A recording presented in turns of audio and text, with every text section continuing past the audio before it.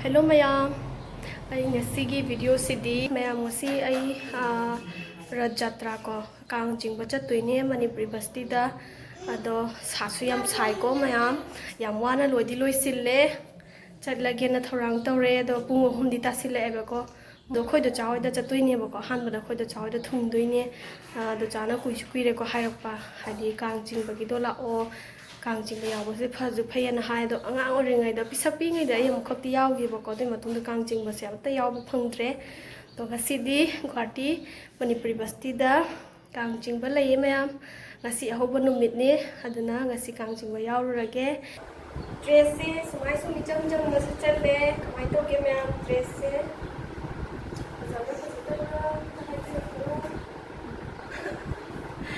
saba se da acha mon se challe mayam da su makha ta ba dum ucharake mayam chanu pasi da lai re kai nu cha lao sida lai re hi mayam hi Hi mayam. Kana chattoino haragadi aiga khoing mamaga adagi sanaga ko chanupasiga chattoine doni mayam amuk chatlaga lambi thokpada gari chatpada mu yang halage ko mayam. Kusa kusayam. Hai kanan bisamang. Gari la hojik chatlani.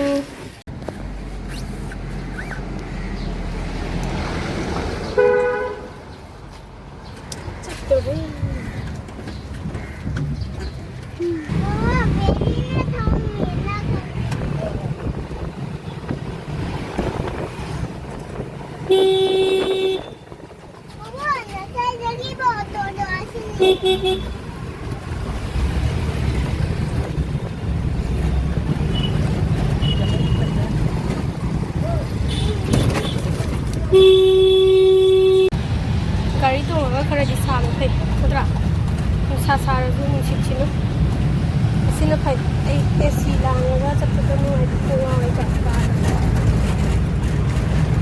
kongawi.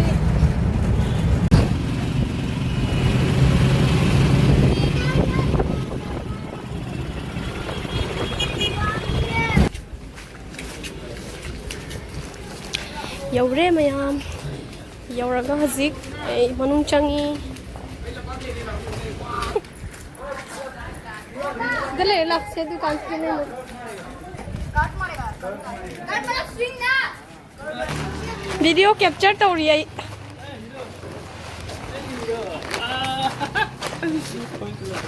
Lala.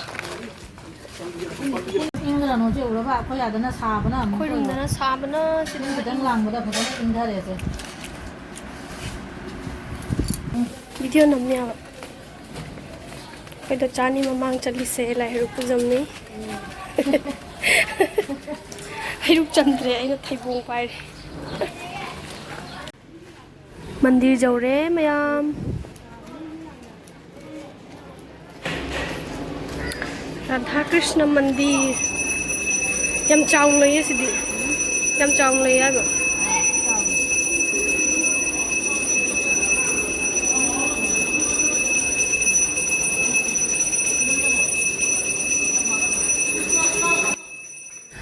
khoina chatpada mi ayam myam leram ko lai khorambagi hanbagi ne khoramame aduga mathang amu lai je putharaga mu makhada mu khoram doine bako ko de sagi Heiruk se sumaina sum khorambani hare gi Rath jingba matam da su ko dum khoram nei bako mai gi ghat ta adune mandir su yam phajana laiye yam phajana chawna lai rest tisda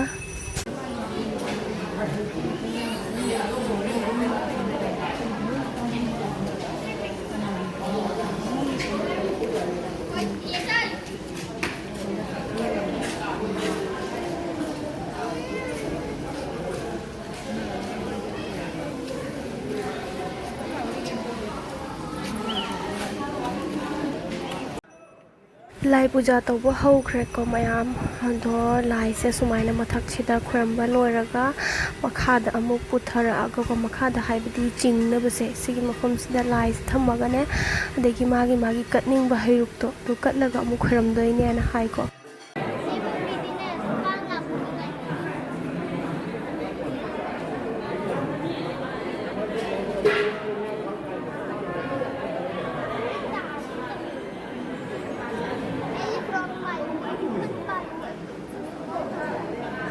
cái tầng cuối cùng có cái tầng body part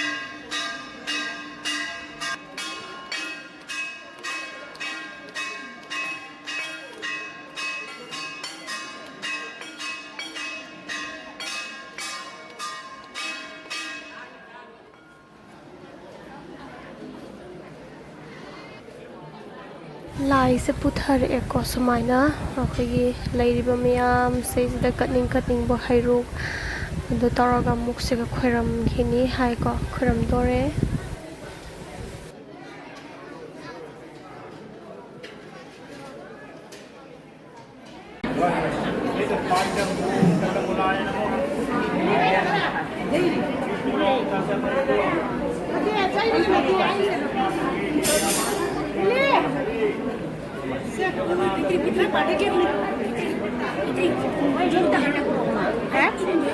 Biết cả là anh là lối riêng cái này chỉ là chỉ có mà xem này đi riêng này. Này sang cũng rất tiếc là dùng cả.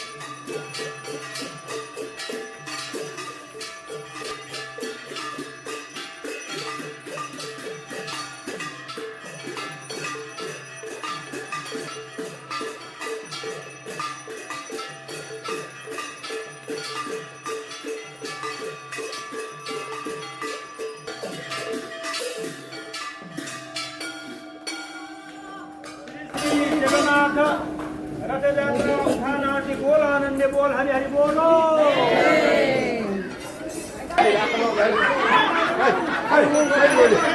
Hilang dah berarti. Sudah lama berarti lepas sudah nanti. Sorok tak. Sudah lama dah berarti. Thauri paina chimbaga ngampona te ko tauri myam ji yone kri inna dana tauris yeng ne tauris yong chingbaga phangni thada de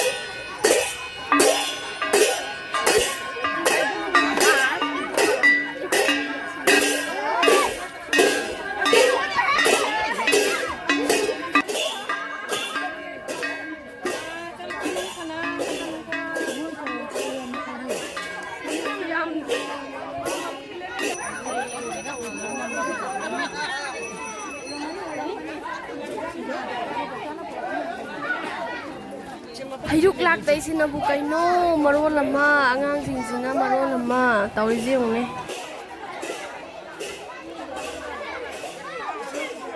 mai katning ba mai gi ghat ta katning ba sinduna sumaina katle ko kang singapala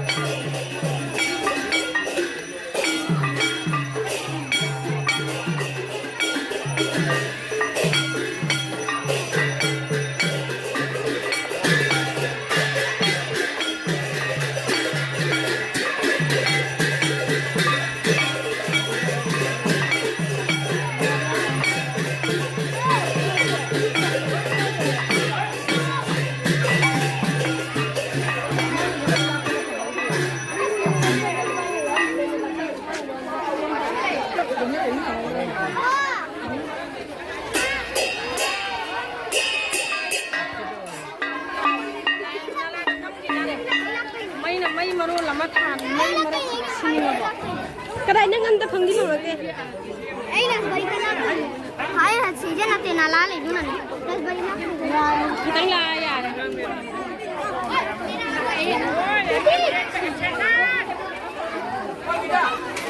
ai lo ne sau wangang jing jin na pangam tanam challe kijabana mairak ta nang ngadra adu ni ne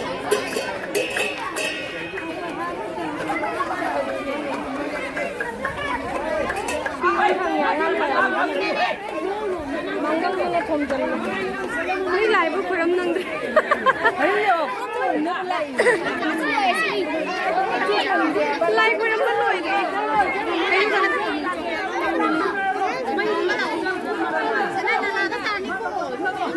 Ama di kada. Ma chat thok te. Sin thang de ja ka ni thok.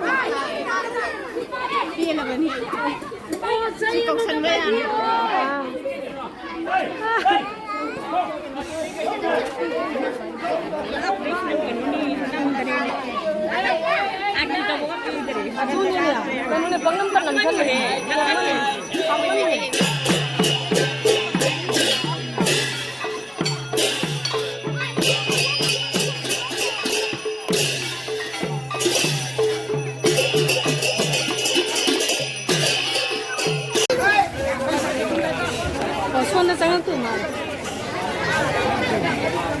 ꯈꯪꯗꯦꯅꯦ ꯆꯪꯗꯣꯏ ꯃꯥꯜꯂꯦ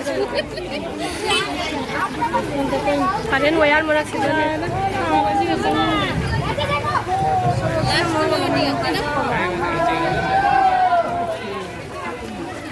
mi mèo ꯀꯣꯛꯀ ꯉꯥꯎꯋꯦ ꯁꯥꯒ ꯁꯥꯕꯅꯦ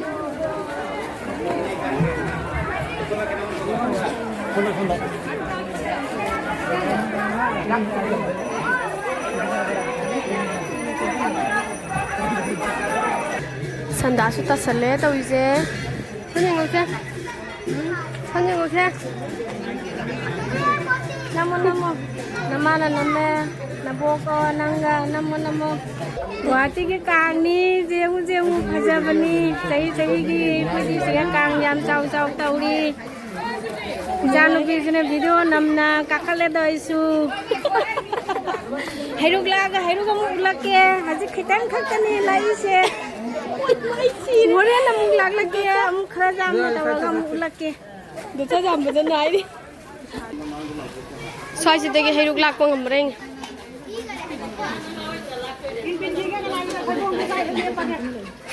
hả?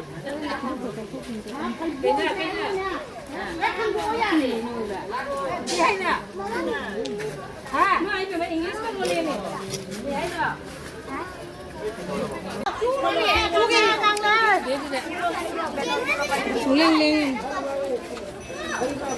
Coi nghe đó.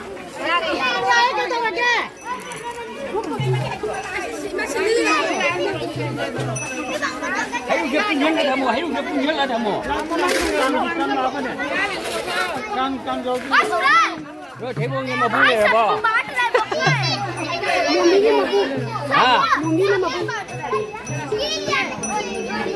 Heiruk la cái cháu phải Heiruk còn thơ được là tu con.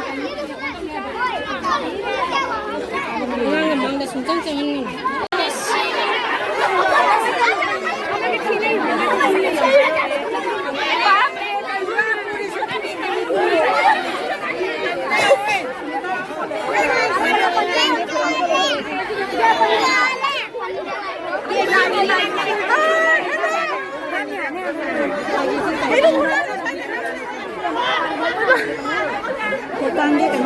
này khu mi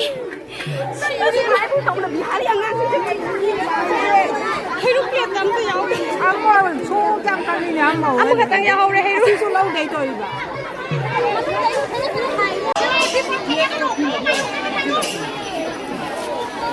Lah.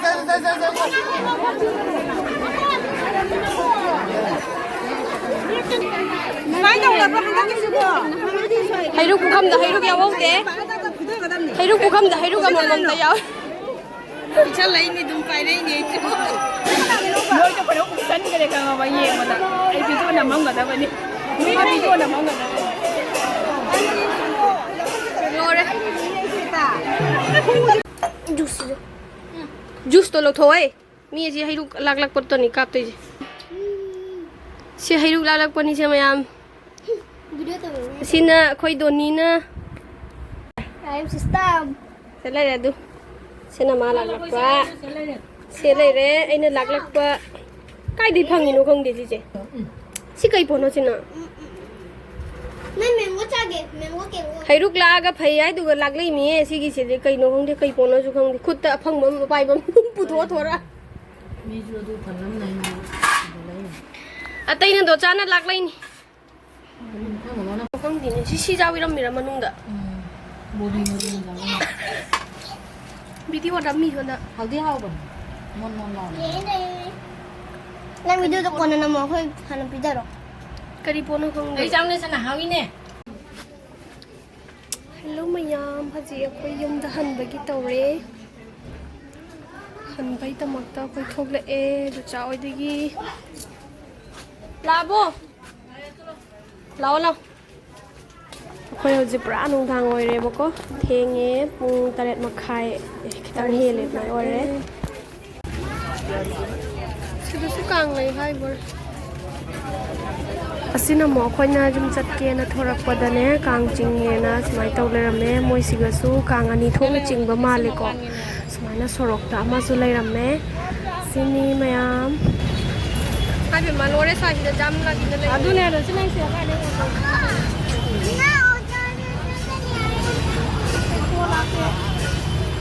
ꯄꯨꯔꯥ ꯁ꯭ꯋꯥꯏꯁꯤꯗ ꯐꯟ ꯂꯩꯁꯟꯈ꯭ꯔꯦ